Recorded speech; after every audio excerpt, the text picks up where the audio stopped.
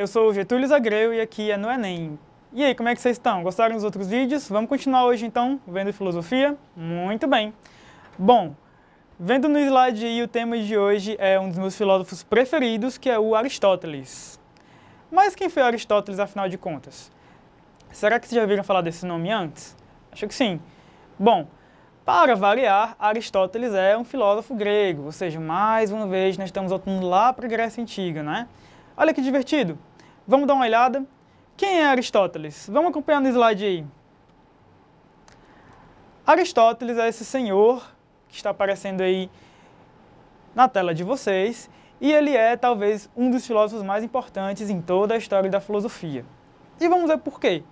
Bom, Aristóteles foi aluno de Platão, que por sua vez foi aluno de Sócrates. Então, de certo modo, Aristóteles continua a tradição iniciada por Sócrates. Qual seria? A tradição de usar a filosofia para pensar problemas não apenas naturais, como os primeiros filósofos, mas também pensar problemas sociais e morais, problemas que diziam respeito aos seres humanos, enquanto seres de vontade, seres de desejo, seres que estão o tempo inteiro interagindo uns com os outros. Bom, Aristóteles, apesar de ser aluno de Platão, tem as suas próprias opiniões e o seu próprio modo de ver o mundo. Então, quando nós falamos de Aristóteles, nós estamos falando de uma contribuição original ao pensamento que Platão tinha deixado com ele. Não é à toa que, enquanto Platão fundou a academia, a sua escola de pensamento, não tem nada a ver com Malhação, mas com a escola que ele fez no Jardim de Academos, Aristóteles fez o Liceu, também em Atenas. Então, essas duas escolas de filosofia influenciaram muitos filósofos que vieram depois deles, e hoje nós vamos focar a nossa atenção nesse, que é o Aristóteles, que por acaso não era tão grego assim. Aristóteles nasceu numa região semi-grega conhecida como Macedônia. Ela não aparece muito grande no mapa, mas vocês vão entender por que daqui a pouco. Foi da Macedônia que surgiu Alexandre o Grande. Alexandre o Grande foi o primeiro grande imperador do Ocidente. Então, ele saiu da Macedônia, conquistou Atenas, conquistou Esparta, conquistou depois a Pérsia, conquistou o Egito, e toda essa parte rosa que vocês estão vendo aí do mapa foi conquistada pelo Alexandre. Na parte direita superior do vídeo de vocês tem a colocação do mapa da Grécia. A Macedônia fica bem ao norte, como vocês podem ver aí, e foi da cidade de Estagira, na Macedônia, que surgiu o Aristóteles.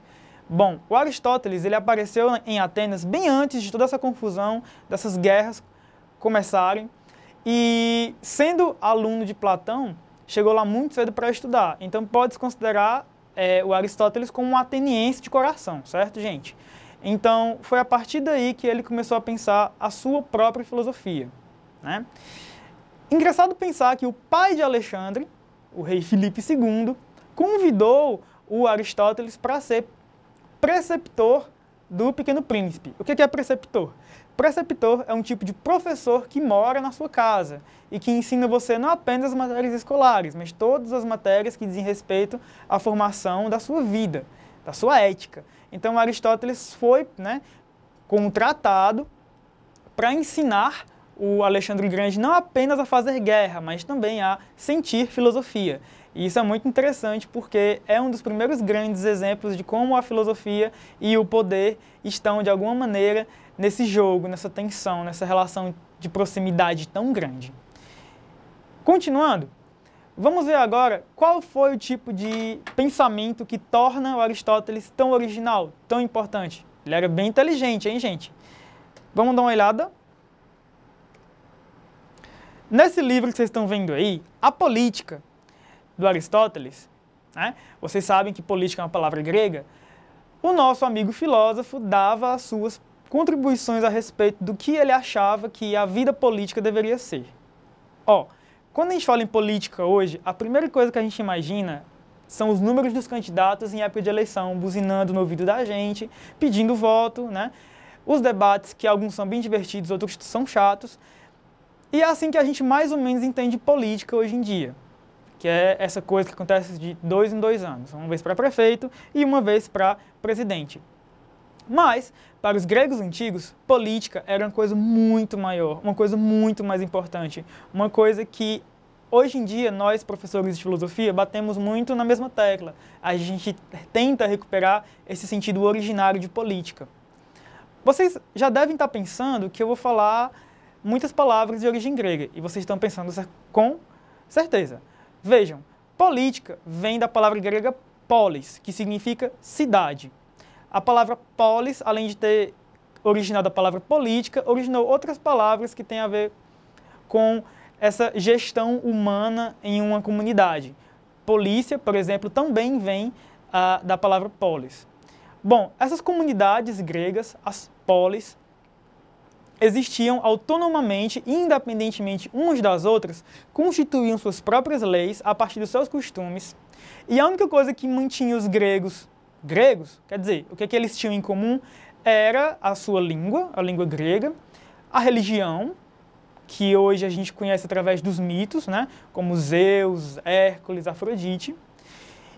E além de língua e religião, havia esse sentimento nacional. Nacional aqui é uma palavra que quero colocar entre aspas, porque não havia um Estado-nação grego. E sim, o que havia eram cidades-estado grego. Cada cidade grega era o seu próprio país, com o seu exército, a sua moeda, o seu jeito de falar grego, a sua própria cultura. Atenas era uma cidade-estado, Esparta era outra cidade-estado, e aí tinha outras. Atenas e Esparta são apenas as mais importantes, mas havia Olímpia, Tebas, Mégara, Corinto, e outras cidades também, não só na Grécia peninsular, mas nas colônias gregas ao redor do mar Mediterrâneo. Bom, como vocês já sabem, Aristóteles veio dessa periferia do mundo grego, a Macedônia, e entrou direto no mundo cultural de efervescência política e intelectual, talvez o centro mais importante da vida grega, que era a cidade de Atenas. Então, logo ele chegou lá, se instalou como aluno de Platão. E como todo grego, ele tinha essa noção mais ou menos consolidada na vida dele, de que a vida política não é algo distante, não é algo que pertence apenas aos palácios, apenas aos exércitos, apenas aos príncipes, mas é algo que pertence a todos os gregos. E como grego que era, ele se sentiu talvez muito bem em Atenas, que era, como vocês sabem, da aula de história, era uma democracia. Claro, não era uma democracia igual às democracias modernas. Cabe salientar isso.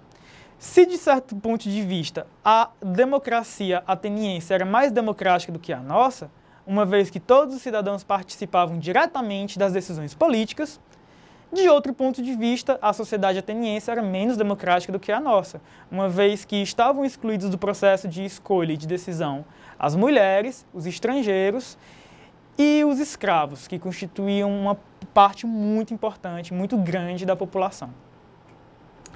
Dito isso, cabe avaliar que a democracia ateniense era, de fato, um poder regional que até influenciou na criação de um tipo de imperialismo a Atenas, que colonizou muitas cidades ao redor do mar Mediterrâneo, entrou em conflito com a Pérsia, que a Pérsia estava lá vindo da Ásia há vários anos tentando conquistar a Grécia e não conseguia. Lembram do filme 300 de Esparta, que fala um pouco sobre esse acontecimento histórico.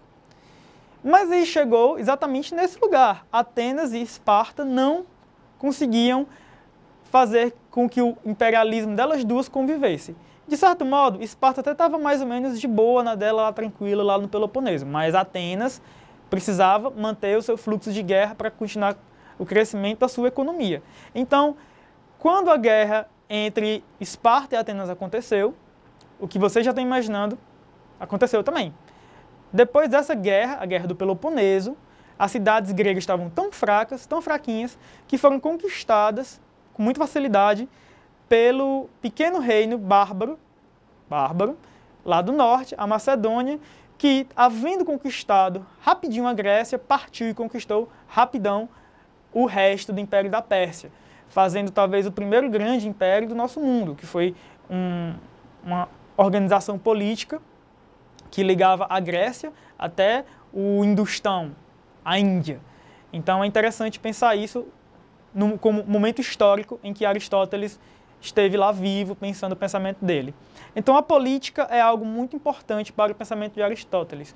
Não apenas como o que nós consideramos como gestão de poder, gestão de decisão, o que nós decidimos, mas principalmente como dar ordem. Ordem à casa, ordem à nossa casa, ordem à nossa cidade, dar um jeito de organizar da melhor forma possível as coisas como nós fazemos aqui, na nossa comunidade. Então, quando a gente pensa em Aristóteles, a gente está pensando, basicamente, em um teórico da política comunitária, como as comunidades devem se organizar. E, nesse sentido, ele não chega a descrever qual seria a melhor forma de sistema político. Ele fala que existem sistemas políticos e que cada um deles tem vantagens e desvantagens e que cada um deles pode ou degringolar, né, num sistema corrompido ou tornar a sua parte virtuosa. Porque Aristóteles concebia, grego que era, que não é nem por um extremo nem por outro que as coisas devem ir, mas pelo seu meio caminho.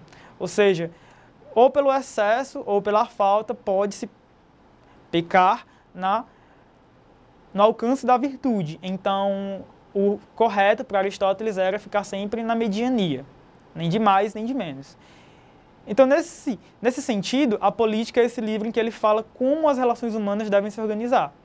Então, política para Aristóteles não é período eleitoral. Política para Aristóteles não é, vamos votar em quem para decidir apenas o que eu quero. Não. Política é, antes de mais nada, o jogo de interesses humanos entre todos os seres humanos, principalmente aqueles que vivem juntos. Você sabe muito bem que nem sempre o seu pai ou sua mãe deixa você fazer o que você quer. Você quer ir para uma festa.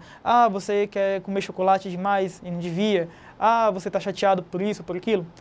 Ora, você sabe dessa experiência que muitas vezes os seus interesses não são os mesmos interesses das pessoas que convivem com você. Qual seria, então, o melhor modo de gerenciar esses interesses diferentes? Isso é política. Política, na verdade, diz respeito a todas as ações humanas que visem algum interesse. Então, nesse sentido, tudo é política, certo? Continuando, o Aristóteles compreendia que a política humana só se dá entre seres humanos. E assim, ele queria dizer, o que é ser humano? Vamos fundamentar primeiro o ser humano.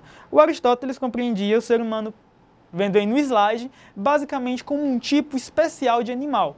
Por Aristóteles, sim, nós somos animais. Nós não somos planta, nós não somos anjo, nós somos animal igual ao cachorro, igual ao jumento, mas não tão igual assim. Nós somos um tipo especial de animais.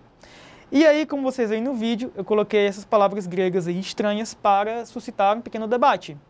Nós temos aí zoologikon e zoopolitikon. Zoo, vocês lembram que vem de zoológico. Então, quando ele fala que o homo é zoo alguma coisa, ele está dizendo que nós somos um animal. Mas e a palavra logikon? O que que lembra para vocês? Vamos dar uma olhada aí. Olha só que interessante. Zoologikon é um animal racional. Certo? E zoopolitikon, como o nome está dizendo, o ser humano também é um animal político. Ou seja, quando hoje nós dizemos que antes de mais nada os seres humanos são animais racionais, essa ideia não é bem nossa, essa ideia é lá do Aristóteles. E de certo modo nós estamos continuando o pensamento que era dele. Então, o fato de nós sermos racionais e o fato de nós sermos políticos meio que nos separam, nos isolam e nos colocam à parte em todos os animais. Nós somos um tipo acima da média, por assim dizer. Então, como nós somos animais racionais e políticos, isso quer dizer que nós temos consequências com as quais devemos lidar a respeito disso. Então, o Aristóteles compreendia que esse tipo de especificidade, essa antropologia dele que nos coloca como animais racionais e animais políticos, vai definir o modo como nós vivemos a vida. Porque, veja bem, o Aristóteles acreditava que tudo na nossa vida possui uma finalidade. Desde uma cadeira até o oceano, até as árvores, as flores, a poesia e tudo que você consiga pensar tem uma finalidade. Inclusive o ser humano. Qual seria a finalidade do ser humano? Isto é, por que o ser humano está aqui? Qual é a razão de ser do ser humano? E o Aristóteles entende que a razão de ser do ser humano é a felicidade. Do grego, eudaimonia, felicidade significa quando os bons gênios estão felizes conosco, é quando nós estamos felizes. E a busca pela felicidade faz parte de todos os seres humanos. No entanto, para que não haja entre nós agora um choque de interpretação, é preciso definir o que é felicidade por Aristóteles. Felicidade não se trata de um sentimento que nós sentimos quando nós estamos de bem com a vida. Não é bem isso, como nós acreditamos hoje que felicidade é. Para Aristóteles, felicidade é um estado que se adquire ou não, dependendo das nossas ações na vida. A felicidade, portanto, em Aristóteles diz respeito ao cumprimento da nossa finalidade. E quando vocês lembram que nós somos seres racionais e políticos, qual seria então a única maneira de atingir a nossa felicidade, a nossa finalidade? Exatamente, a única maneira de atingir a nossa felicidade, de alcançar o nosso fim último, a nossa razão de ser, é sendo políticos, é unindo a nossa vida contemplativa e a nossa vida ativa. Em outras palavras, para Aristóteles, nós devemos buscar o máximo possível uma coerência entre o que nós pensamos, o que nós falamos e o que nós fazemos. Então, a vida política é o único espaço possível para o ser humano realizar a sua felicidade. Lembrem-se, o Aristóteles constrói um sistema filosófico em que todas as coisas se referem a um mesmo ideal de mundo.